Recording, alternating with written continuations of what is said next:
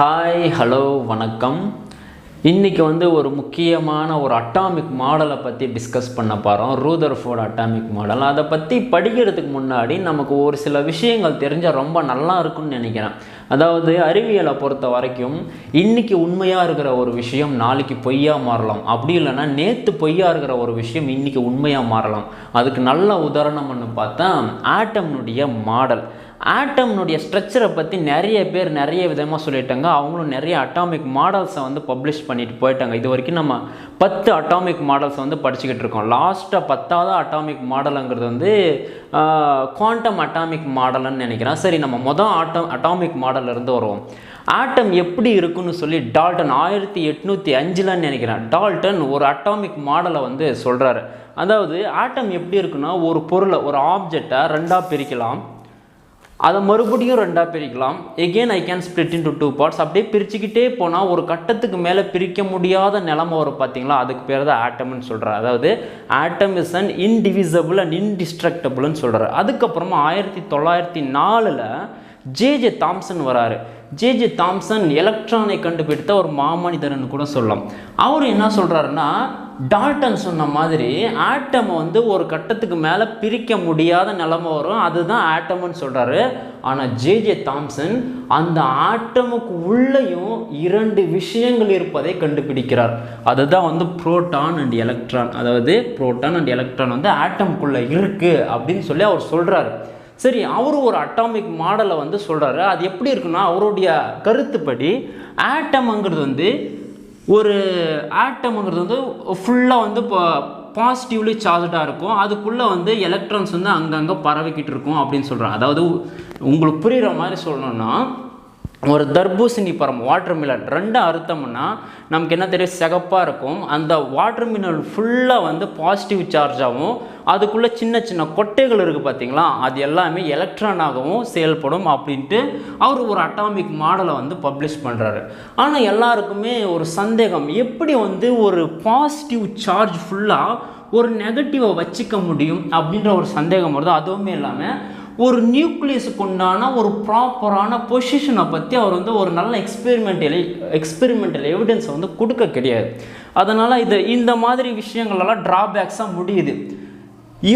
அதாவது ஜே தாம்சனுடைய அவருடைய அட்டாமிக் மாடலில் இருக்கிற குறைபாடுகளை சரி செய்கிற விதமாக யார் வராரு, ரூதர்ஃபோர்டு வராரு. அதாவது ரூதர்ஃபோர்டு ஜே தாம்சனுடைய பெஸ்ட் ஸ்டூடெண்ட்னு கூட சொல்லலாம். அவர் ஒரு ஆட்டம்னா அதனுடைய ஸ்ட்ரக்சர் எப்படி இருக்குன்னு சொல்லி ஒரு அட்டாமிக் மாடலை பப்ளிஷ் பண்ணுறாரு. அதுதான் ரூதர்ஃபோர்ட் அட்டாமிக் மாடல். அதை தான் நம்ம இப்போ பார்க்க போகிறோம். இதுதான் அதனுடைய எக்ஸ்பெரிமெண்டல் செட்டப். ஒரு ஆட்டம் எப்படி இருக்கும் அப்படின்றத அவர் கண்டுபிடிச்ச ஒரு எக்ஸ்பெரிமெண்டல் செட்டப். இது ஒரு புளோனியம் சாம்பிள் இருக்கும். இதுலேருந்து ஆல்ஃபா பார்ட்டிகளை எமிட் பண்ணுவாங்க. இது நிறைய சாம்பிள்ஸ் இருக்கும். இந்த இடத்துல புளோனியம் சாம்பிள் யூஸ் பண்ணியிருக்காங்க. இங்கே லெட் ஸ்க்ரீன். இது எதுக்கு யூஸ் ஆகுதுன்னா, இந்த ஆல்ஃபரேஸ் இந்த சாம்பிள்லேருந்து வெளியே வரும்போது பஞ்ச் ஆஃப் ஆல்ஃபரேஸ் வரும். அதை ஒரு சீராக ஒரு பேரலாக அனுப்புறதுக்காக லெட் ஸ்க்ரீனை யூஸ் பண்ணியிருக்காங்க.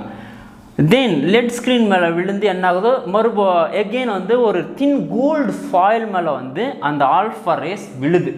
ஆல்ஃபா பார்ட்டிக்கல் ஒரு தின்னாக இருக்கும், ஒரு தங்க இலை, மெலிசாக இருக்கிற ஒரு தங்க இலை மேலே என்ன ஆகும், அந்த ஆல்ஃபா பார்ட்டிக்கல் விழும். அந்த ஆல்ஃபா பார்ட்டிக்கலை சுற்றி சர்க்குலர் ஷேப்பில் என்ன இருக்கும், ஒரு ஃப்ளூரசன்ட் ஸ்க்ரீன் இருக்கும். இதுக்கு பின்னாடி வரையலை.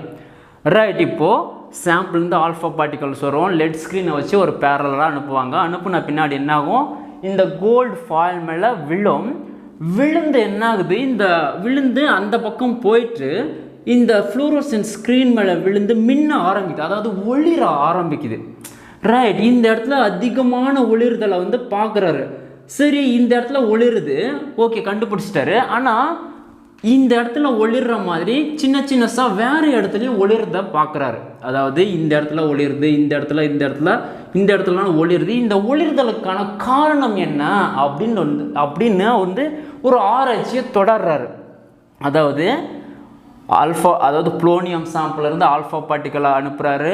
லெட் ஸ்க்ரீனை வச்சு பேரலாக அனுப்புகிறாரு. ஒரு கோல்டு ஃபாயில் மேலே விழுந்து என்ன ஆகுது, ஒரு ஃப்ளூரோசன்ட் ஸ்க்ரீன் மேலே படுது. அதாவது ஆல்ஃபா பார்ட்டிகல் இங்கே படுறதுனால என்ன ஆகுது, இங்கே ஒளிருது.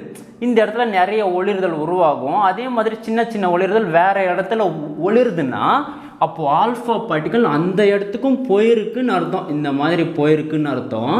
அப்போ ஏன் அந்த இடத்துக்கு போகுது, ஏன் அந்த இடத்துல ஒளிருது அப்படின்றத வந்து அவர் ஆராய்ச்சி பண்ணும்போது தான் அவருக்கு ஒரு விஷயம் புரிஞ்சது.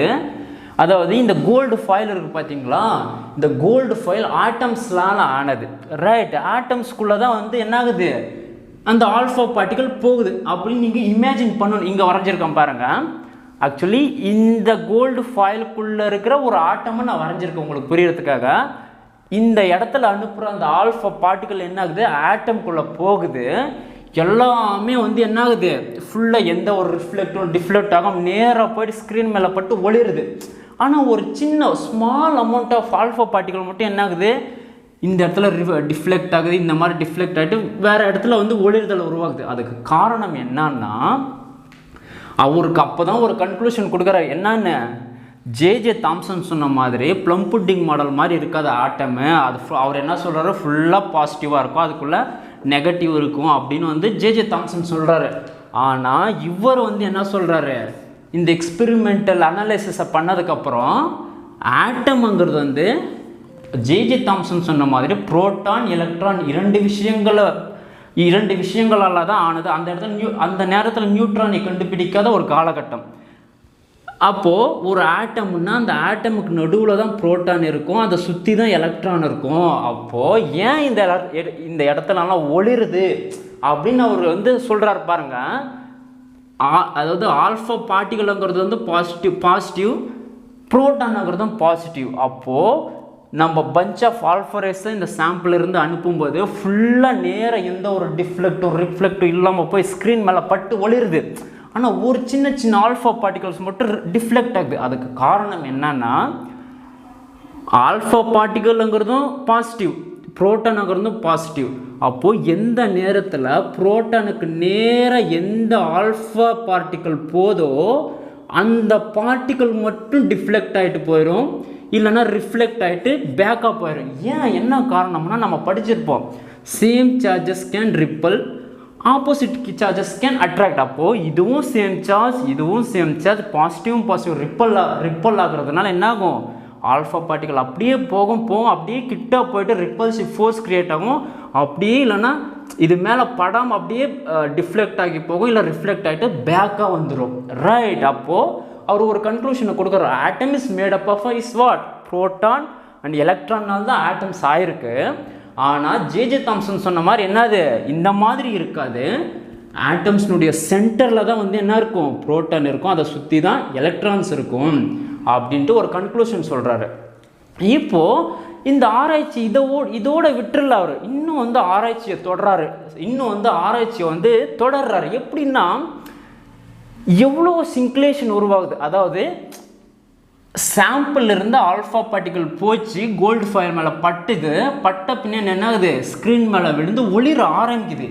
அப்போது இந்த ஸ்ட்ரைட்டாக போகும்போது எவ்வளோ ஆல்ஃபா பார்ட்டிக்கல் போய் அந்த ஸ்க்ரீன் மேலே படுது அப்படிங்கிறத வந்து எண்ணுறாரு.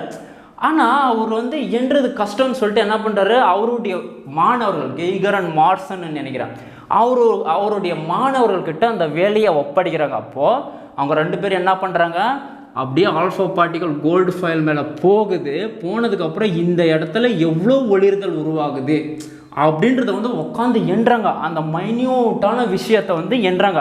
அவங்க என்ன பண்ணுறாங்க, இந்த இடத்துல 1 டிகிரின்னு வச்சுப்போம், இந்த 1 டிகிரிக்குள்ளே எவ்வளோ ஒளிர்தல் உருவாகுதுன்னா எவ்வளோ ஆல்ஃபா பார்ட்டிகல் போய் அங்கே விழுந்திருக்குன்னு அர்த்தம். அப்போ அவங்க பண்ணுறாங்க பாருங்கள், இது வந்து டிகிரி, இது வந்து நம்பர் ஆஃப் ஸ்கேட்டர்ட் பார்ட்டிகல்ஸ், எவ்வளோ பார்ட்டிக்கல் விழுந்திருக்கு, அதாவது எவ்வளோ எண்ணிக்கையில் வந்து அந்த ஒளிர்தல் உருவாகுதுன்னு அர்த்தம். இந்த 0லேருந்து 10 டிகிரி, அதான் 0லேருந்து 10 டிகிரி வரைக்கும் 10⁻7 பார்ட்டிகல்ஸ் வந்து போய் விழுந்திருக்கு. அதாவது கிட்டத்தட்ட 10 கோடி ஆல்ஃபா பார்ட்டிகல்ஸ் போய் இந்த ஆங்கிள்குள்ளே விழுந்திருக்கான். அந்த 10 கோடி ஆல்ஃபா பார்ட்டிகல்லாம் மைன்யூட்டாக உட்காந்து என்னென்னவங்க யார் கெய்கர் அண்ட் மார்சன், அவங்க 2 பேரும் யார், ரூதர்ஃபோர்டுடைய ஸ்டூடெண்ட்ஸ். அப்படியே ஆங்கிளை வந்து இன்க்ரீஸ் பண்ணுறாங்க. அப்படி 20 டிகிரி 10லேருந்து 20க்கு எவ்வளோ ஆல்ஃபா பார்ட்டிகல் போய் விழுந்திருக்கு பாருங்கள். 10⁻4 கிட்டத்தட்ட 1 லட்சம் ஒளிர்தல் உருவாயிருக்கும். 1 லட்சம் ஒளிர்தல் உருவாயிருக்குன்னா என்ன அர்த்தம், 1,00,000 ஆல்ஃபா பார்ட்டிகல்ஸ் போய் அங்கே விழுந்திருக்குன்னு அர்த்தம். அப்போது அப்படியே ஆங்கிள் இன்க்ரீஸ் பண்ணிட்டு போயிட்டே இருக்குங்க. இங்கே அப்படியே இன்க்ரீஸ் பண்ணி போக போக என்ன ஆகுது, அந்த ஒளிர்தனோட எண்ணிக்கை குறைஞ்சிக்கிட்டே வருது பாருங்கள். 10⁻7, 10⁻4, 10⁻4, 3, 10⁻2 அப்படியே குறைஞ்சிக்கிட்டே வருது. ஒரு கட்டத்துக்கு மேலே அப்படியே 180 டிகிரி, அப்படியே 90 டிகிரி அப்படியே இன்க்ரீஸ் ஆகிட்டு 180 டிகிரினா இதுக்கு ஆப்போசிட். இந்த இடத்துல வரும்போது நீங்கள் பார்க்கலாம் 180 டிகிரியில் எவ்வளோ ஆல்ஃபா பார்ட்டிகல்ஸ் இருக்குது, 10, 1லேருந்து 10க்குள்ளே தான் இருக்கும். அப்போ என்ன சொல்கிறாங்க, அந்த டிகிரி கம்மியாக இருக்கும்போது நிறைய ஆல்ஃபா பார்ட்டிகல்ஸ் போய் ஸ்க்ரீனில் விழும். அந்த கோணம், அதாவது அந்த ஆங்கிள் அதிகமாக என்ன ஆகுது, ஆல்ஃபா பார்ட்டிகல்ஸ் விழுற அந்த எண்ணிக்கை வந்து குறைஞ்சிக்கிட்டே வருது. 180 டிகிரி வரும்போது 1 இல்லை 2 ஆல்ஃபா பார்ட்டிகல்ஸ் மட்டும்தான் ரிஃப்ளெக்ட் ஆகுமா பேக்கப். அதை தான் சொல்கிறாங்க இங்கே. அந்த 180 டிகிரியில் ஒரே ஒரு இல்லை 1லேருந்து 10 ஆல்ஃபா பார்ட்டிகல் மட்டும்தான் பேக்காக வரும். அப்போ ஏன் வருதுன்னா, இதுவும் ஆல்ஃபா, இதுவும் பாசிட்டிவ், இதுவும் பாசிட்டிவ், ரெண்டுமே வந்து பாசிட்டிவாக இருக்கிறதுனால ரிப்பல் ஆகிறதுனால பேக்காக வந்துடும் அப்படின்னு ஒரு கன்க்ளூஷனை கொடுக்குறாரு. கடைசியாக ரூதர்ஃபோர்டு அவருடைய இந்த எக்ஸ்பெரிமெண்டல் முடிவை என்ன சொல்கிறாருன்னா, ஃபஸ்ட்டு முடிவு, most of the alpha particles can pass through the gold foil. அதாவது பெரும்பாலான ஆல்ஃபா பார்ட்டிகல்ஸ் வந்து என்ன ஆகுது, இந்த கோல்டு ஃபாயிலை கிராஸ் பண்ணி போயிடுது. அதாவது 99.9% ஆல்ஃபா பார்ட்டிகல்ஸ் வந்து நேராக போகுமா, அந்த கோல்டு ஃபாயில் மேலே பட்டு நேராக போய் ஸ்க்ரீன் மேலே விழுந்து ஒளிர்தல் ஆரம்பிக்குமா. அப்போது கோல்டு ஃபாயில் மேலே விழுதுன்னா என்ன அர்த்தம், கோல்டு ஃபாயிலுக்குள்ளே ஆட்டம்ஸ் இருக்கும். அந்த ஆட்டம்ஸில் தான் என்ன ஆகுது, 99.9% ஆல்ஃபா பார்ட்டிக்கல் அந்த ஆட்டம்ஸில் பட்டு தான் நேராக போய் ஸ்க்ரீன் மேலே விழுது. மீதி 0.1% ஆல்ஃபா பார்ட்டிகல்ஸ் என்ன ஆகுது, எந்த இடத்துல புரோட்டான் இருக்கும் அதுக்கு நேராக போயிட்டு டிஃப்ளெக்ட் ஆகும் இல்லை ரிஃப்ளெக்ட் ஆகும். ரெண்டாவது கன்க்ளூஷன் என்ன சொல்கிறாரு, அதாவது ஒரு வேளை 20,000 ஆல்ஃபா பார்ட்டிகல்ஸை நம்ம அனுப்பினோம், இன்கேஸ் 20,000 ஆல்ஃபா பார்ட்டிகல்ஸை நம்ம அனுப்புனோம்னா அதில் ஒரே ஒரு ஆல்ஃபா பார்ட்டிகல் தான் என்ன ஆகுமா, போன வேகத்தில் ரிஃப்ளெக்ட் ஆகிட்டு 180 டிகிரியில் வந்து திரும்புமா. அப்போது 20,000 ஆல்ஃபா பார்ட்டிகல் அனுப்பும்போது அதில் ஒரு ஆல்ஃபா பார்ட்டிகல் தான் போன வேகத்தில் 180 டிகிரியில் வந்து பேக்காக வரும். மூணாவது ஆட்டம்னுடைய சைஸை பற்றி சொல்கிறார். அதாவது இந்த ரூதர்ஃபோர்ட் ஆல்ஃபா ஸ்கேட்ரிங்கிறதே வந்து நியூக்ளியஸை பற்றி ஆராய்ச்சி பண்ணக்கூடிய ஒரு எக்ஸ்பெரிமெண்ட் தான் இது.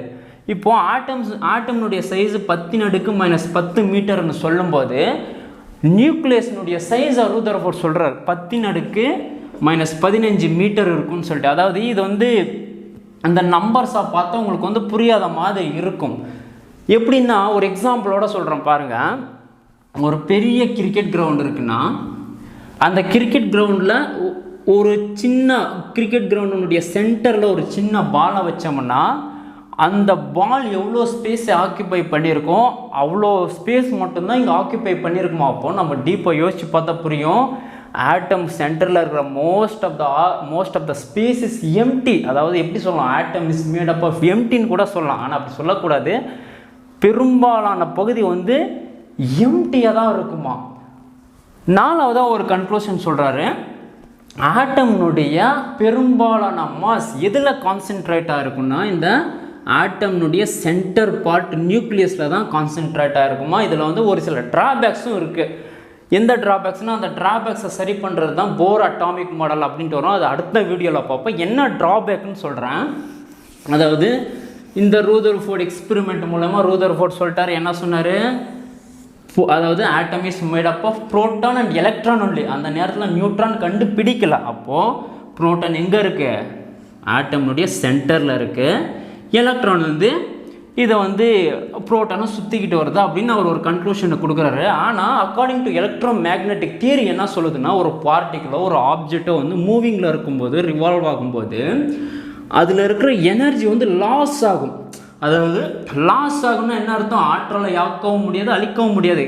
Energy can neither be created நார் பி டெஸ்ட்ராய்டு. ஆனால் இங்கே எனர்ஜி லாஸ் ஆகுதுன்னா ஒரு எனர்ஜி இன்னொரு ஃபார்மாக மாறுதுன்னு அர்த்தம். அப்போ எலக்ட்ரான் சுற்றிக்கிட்டே இருக்குன்னா எலக்ட்ரோ மேக்னெட்டிக் தியரி என்ன சொல்லுது, சுற்றிக்கிட்டே இருக்கும்போது எனர்ஜியை லாஸ் பண்ணும். எனர்ஜியை லாஸ் பண்ண என்ன ஆகும், இதனுடைய ரேடியஸ் கம்மியாகும். அப்படியே எனர்ஜி லாஸ் பண்ண இந்த சர்க்குலர் ஷேப் ஸ்பைரலாக மாறி அப்படியே கடைசியில் அந்த புரோட்டானுக்குள்ளே போய் ஒன்று அழிச்சிக்கும் அப்படின்னு வந்து சொல்லணும். அதாவது இவர் சொல்கிற விஷயம் பார்த்தா இந்த மாதிரி நடக்கணும். எலக்ட்ரோ மேக்னெட்டிக் தியரியை வந்து நல்லா அக்செப்ட் பண்ணாத ஒரு மாடல்னு கூட சொல்லலாம். ரைட்டா? இப்போது இந்த ஒரு ட்ராபேக்கை சரி பண்ணுறதுக்கு தான் யார் வர்றாரு, போர் அட்டாமிக் மாடல் அப்படிங்கிற இன்னொரு மாடல் வரும். இதை வந்து அடுத்த வீடியோவில் வந்து நம்ம பார்ப்போம். ஏதாவது சந்தேகம் இருந்துச்சுன்னா கமெண்ட் பண்ணுங்கள். அதே மாதிரி சப்ஸ்கிரைப் பண்ணுங்கள். தேங்க்யூ.